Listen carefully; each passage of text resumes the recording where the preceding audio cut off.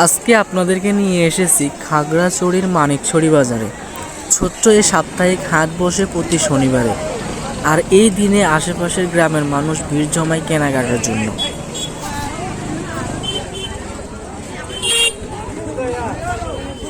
এই বাজারে বেসিক্যালি ভোর থেকে জমজমাট পরিবেশ।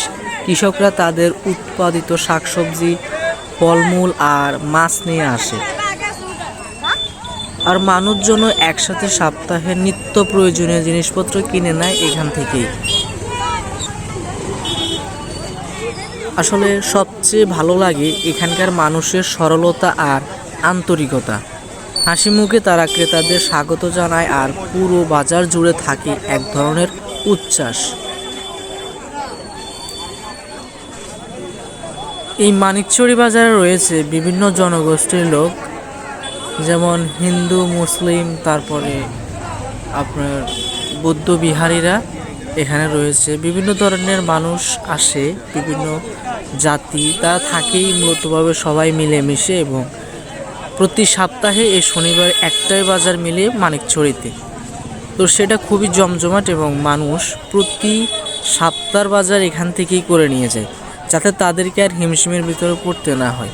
তবে বাজারটা খুবই জমজমাট, মানুষ এখান থেকে বাজার করে খুব একটা সহানুভূতিশীল, বা তারা তেমন একটা এক্সপেন্সিভ দাম দিতে হয় না, মোটামুটি চলে তাদের জন্য। এখানে বিভিন্ন ধরনের শাকসবজি আছে, কিন্তু সব শাকসবজি, সব ভেজিটেবলসই কিন্তু আপনার একেবারে ন্যাচারাল। তারা নিজেরা করে সেগুলো উৎপাদন করে বাজারজাত করতে নিয়ে আসে, বিক্রি করে, তারা নিজেদের জন্য রাখে। বিষয়টা এরকম। আমি কয়েকটা জমিও দেখেছি এখানে এসে, এবং মানিকছড়ি বাজারটায় ঘোরার মতো একটা প্লেসও আছে বললে চলে।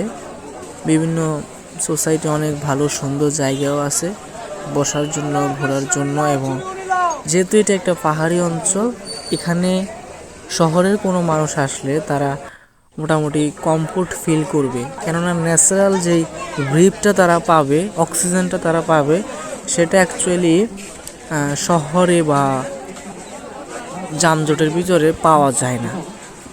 সো এই বিষয়টা যদি আমরা বিবেচনা করি, তাহলে এসব দিকে এসে আমাদের ঘোরা প্রয়োজন, কারণ এসব গ্রামের জায়গাগুলো খুবই স্মুথ এবং আমাদের জন্য খুবই ফ্লেক্সিবল যারা শহরে থাকি আমরা।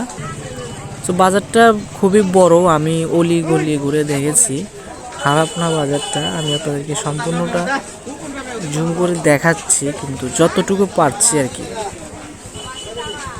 তো বন্ধুরা, এটাই ছিল শনিবারের মানিকছড়ি বাজারের কিছু ঝলক। আশা করি আপনাদের ভালো লেগেছে।